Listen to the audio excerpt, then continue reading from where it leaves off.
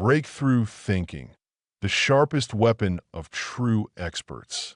Breakthrough thinking is the sharpest weapon that every true expert must possess. When we see exceptional individuals in a field, we often call them experts. When someone expresses admiration for them, people might say, "They're so talented. They chose the right path," because choosing correctly matters more than effort. Others might say, "They're incredibly hardworking. In life, they'll face countless choices, but effort is what matters most." Some argue, "They're highly capable because effort doesn't always yield results. The key lies in improving your abilities." These statements, on the surface, all seem true. But what's the deeper reason behind their success? Choice, effort, and capability. These reasons may seem significant, but they're actually just surface-level explanations. So, what truly sets ordinary people apart from experts? It's their perspective on life. Your perspective on life is the foundational factor that helps you make the right choices, drives you to keep pushing forward, and motivates you to constantly improve your skills. Different perspectives lead to different ways of thinking. Even when facing the same situation, what they see can be completely different. Not to mention the deeper thoughts and analyses that follow.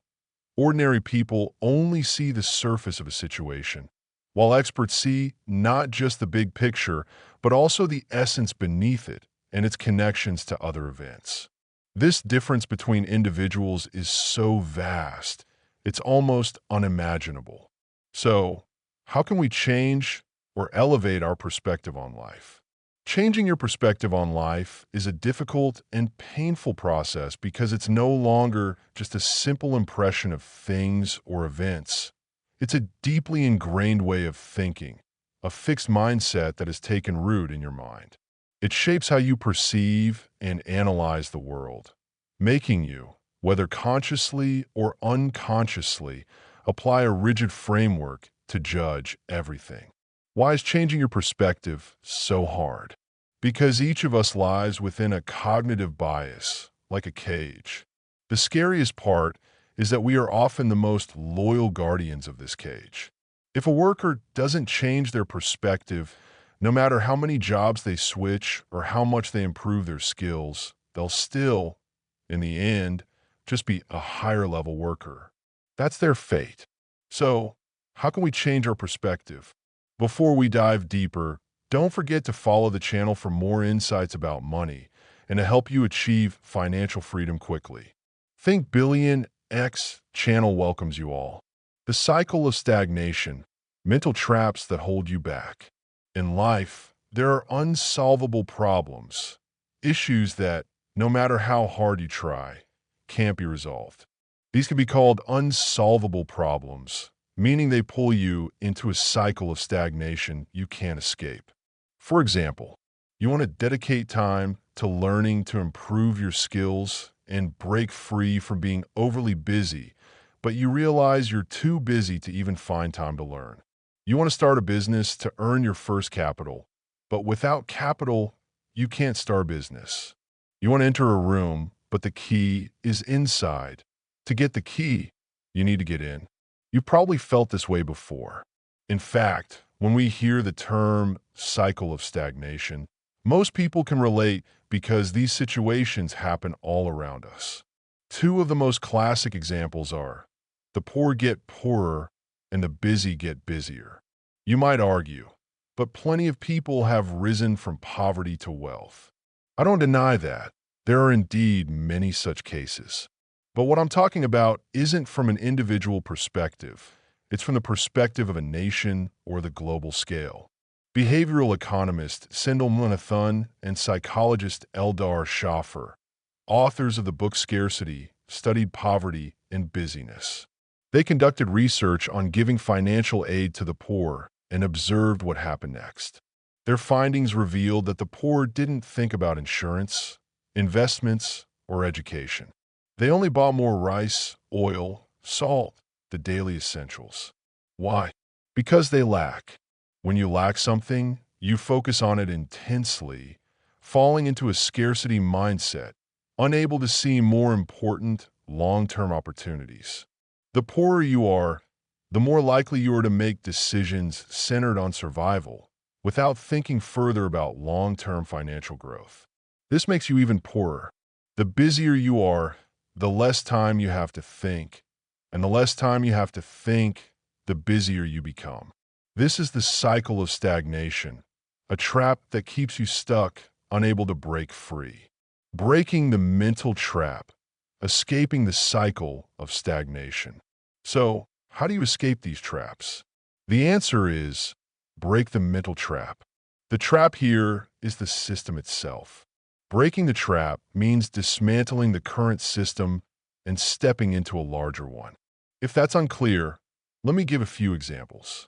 If you forget your key inside a room, but need to get in, you can call a locksmith to open the door. If you don't have the initial capital to start a business, you can seek investors. If you're too busy to learn and your life's pressures aren't too overwhelming, you can quit your job to dedicate time to self-improvement.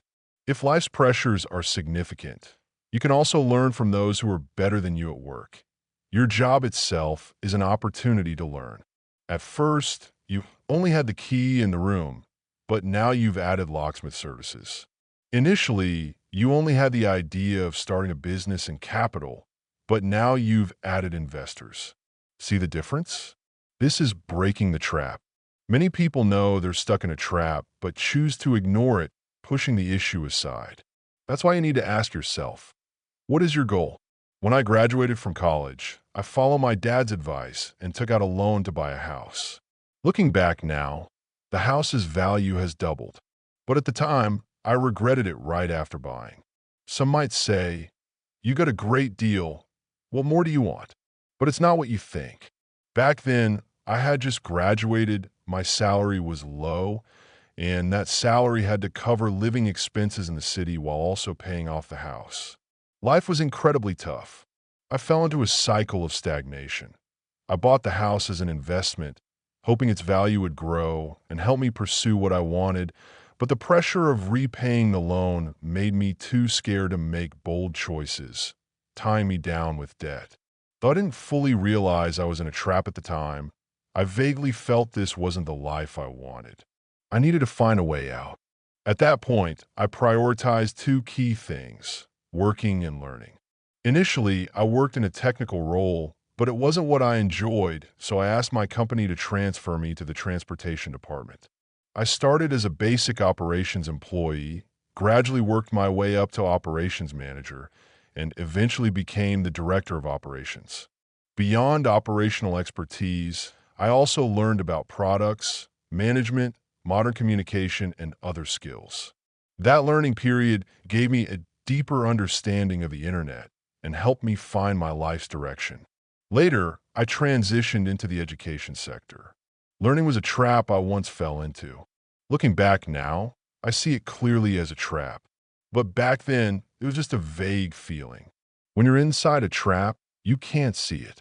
Life is full of traps, so prepare yourself with a lifelong ability to break traps. 2 ways to break traps: reform and revolution. So, how do you break a trap? There are 2 approaches. In classical and practical terms, one is reform and the other is revolution. What is reform? Reform means integrating new activities into your current system and gradually changing it. To be more specific, when you realize you're in a trap and stuck in a cycle of stagnation, find a positive habit that can help you break free, like learning or exercising. Slowly introduce this habit and start a positive cycle. In my example above, taking a loan to buy a house was a reform.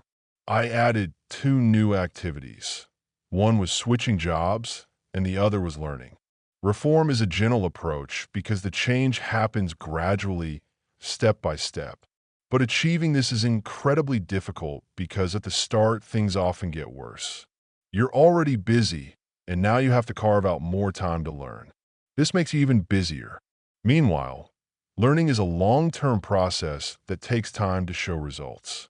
That's why, in the early stages of reform, things might seem to deteriorate causing many to give up when they don't see immediate results, falling back into the cycle of stagnation.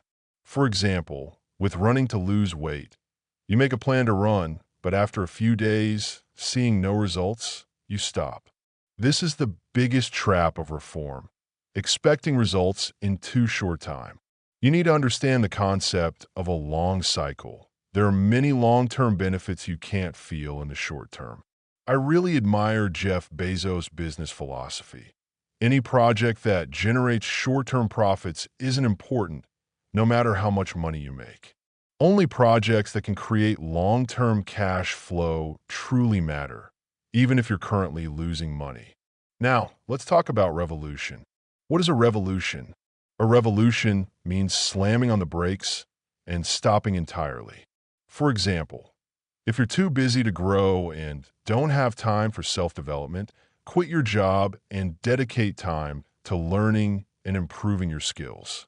But many people don't dare to do this because of immense societal pressure and the high risks of this choice. What if it doesn't work out? That's why this approach requires tremendous courage. We're all like computers. From a young age, we've been programmed to run endlessly. Go to elementary school, middle school, high school, college, then work without stopping. If one day you decide to pause and reprogram yourself while all the computers around you keep running their programs, they might mock you for being idle and leave you behind. So, even if you're determined, making that choice is still painful. But the good news is you're still young. So, while you still have passion and courage, take the chance to collide with those walls and minimize the cost as much as possible. Many people repeat the same routine every day while dreaming of a different future. This is the ultimate contradiction. Growth is painful, but not growing is even more painful. Learn to elevate your thinking. Don't let your efforts go to waste. Earthquake traps, the hidden dangers you can't see. Some traps are obvious, like the cycle of stagnation. But there are also traps you can't see. I call these earthquake traps. You might wonder, why such a strange name? The reason is simple. When an earthquake strikes, no matter how sturdy a building is, it will collapse. That's the essence of an earthquake trap. It strikes at the core of a problem. Think of it like a tree. If the roots are destroyed, no matter how well the trunk, branches, and leaves grow, it's all for nothing. Here's a story as an example. Two classmates graduated from college in 2010. One went to work at a major tech company, while the other joined a newsroom. 8 years later, the person at the tech company was earning tens of thousands of dollars and was being courted by multiple companies. Even investors wanted to support them if they started a business. Meanwhile, the person at the newsroom faced the opposite. The journalism industry had declined, and they had to start over from scratch. When the newsroom worker made their choice in 2010, they couldn't foresee the future of journalism. The issue here isn't about their skills or leadership being different. The core issue is that their workplaces belonged to two different economic sectors. One was rapidly growing, while the other was declining. A professor at a prestigious university introduced a concept called point, line, plane, volume. This concept is also used in courses on product thinking. Let me briefly explain. It's about levels of dependency. Imagine a rectangular prism. A point depends on a line depends on a plane plane depends on volume. How does this relate to you? You might be a great employee at a company, but if the company collapses, like Nokia, your achievements mean nothing. A company might be doing well, but if its industry is disrupted, like feature phones, the company has no future. An industry might be thriving, but if the country's economy weakens, that industry will be affected too, like some nations in Europe. The world is changing rapidly. If you head in the wrong direction, all your efforts will be in vain. So, before making a choice, don't just look at the point you're standing on. You must look deeper into the layers of point, line, plane, and volume. Of course, this isn't about following trends. It's a reminder to regularly assess your environment. The worst tragedy is being a hard-working point in a stable plane, but that plane is slowly sinking. The ultimate tragedy is when both the plane and the economy are declining. In reality, many people struggle at work not because they lack skills or effort, but because they've chosen the wrong environment. The fundamental way to break this trap is to understand the layered structure of point, line, plane, and volume. You need to regularly evaluate your environment. But is assessing your environment enough? Not yet. You must take action. And here lies another big trap. The biggest trap of all, fear. In truth, many people can see these traps but still do nothing. Why? They stay in a job without quitting or switching industries. They remain in a loveless relationship, enduring pain without leaving. Is the other person good to you? Do they make promises? No. It's because they've tapped into your fear, binding you so tightly you can't move. They fear that if they quit, they won't find a better job. They fear their life will suddenly lose its security. They fear being unloved. They fear what others might say. The more fear they feel, the more they crave stability. This is undoubtedly the biggest trap. Fear will bind a person, causing them to miss countless opportunities. In reality, fear is something everyone experiences, and it comes up often. So, how do you handle the emotion of fear? I have a small suggestion you can consider. When making a choice, I often ask myself one question. What's the worst that could happen? And can I accept that worst-case scenario? Every time I ask this, I realize that the fear inside me and the actual worst-case outcome aren't the same. Only by facing fear head-on can we take control of our lives. Finite and infinite games. Changing your perception to break traps. Recently, I read a book called Finite and Infinite Games.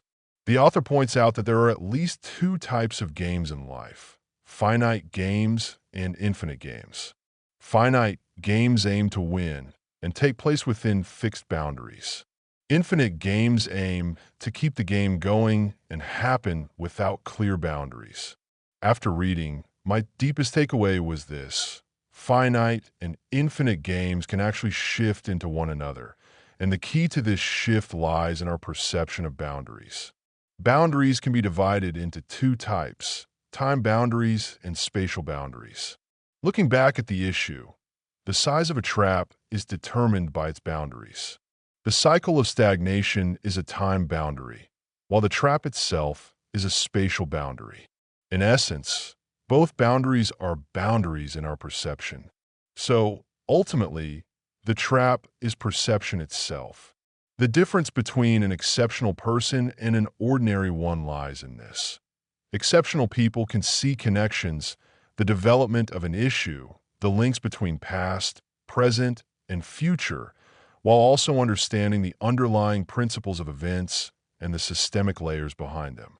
That's why they can spot an even larger trap. There's an American movie called The Truman Show that tells a story like this. A director named Christopher created a long-running reality TV show, hugely popular nationwide, documenting the entire life of a young man named Truman. The most critical detail: Truman has no idea. In reality, Truman was brought to live in a small town called Peach Island since childhood, a place entirely staged by the director. Everyone in the town was a prearranged actor. Truman grew up in this town, unaware that everything around him was just a set for a play. Everyone in the town, including Truman's parents, wife, and co-workers, were actors in the show. In other words, they were acting alongside Truman in a reality TV program, and only Truman didn't know he was being watched. His every move was under surveillance, with countless cameras installed throughout the town. Eventually, Truman began to sense something was off and wanted to leave Peach Island. After many struggles, he finally broke free from the director's trap, escaping that artificial world. Peach Island was a trap the director set for Truman. But we can all ask ourselves, in our own perception, Are we the director of our lives, or are we another Truman? Every boundary is self-imposed. So what is true freedom? True freedom is when you have the power to choose anytime, anywhere. Once, when President Roosevelt's house was robbed, his friends wrote to console him. He responded with optimism. I should thank that thief. First, he only stole my belongings, not harmed me. Second, he only took some of my things, not everything. Third, I'm fortunate because I'm not the one who has to steal. Do you remember the iconic line from the movie The Shawshank Redemption? Some birds can never be caged, for their wings are covered in the glow of freedom. Andy was miserably imprisoned, but he broke free from his trap over 20 years. So, in this world, no one can limit you unless you allow them to. The mindset of the exceptional, seeing through essence and principles. There are always people born to live fully, always striving to reach their limits. To them, each day is an opportunity to live for themselves, constantly breaking through the traps in their lives. The only difference between ordinary people and exceptional ones is how they think. Ordinary people have single-point thinking, linear thinking, and forward thinking. Exceptional people have multi-point thinking, spatial thinking, and reverse thinking.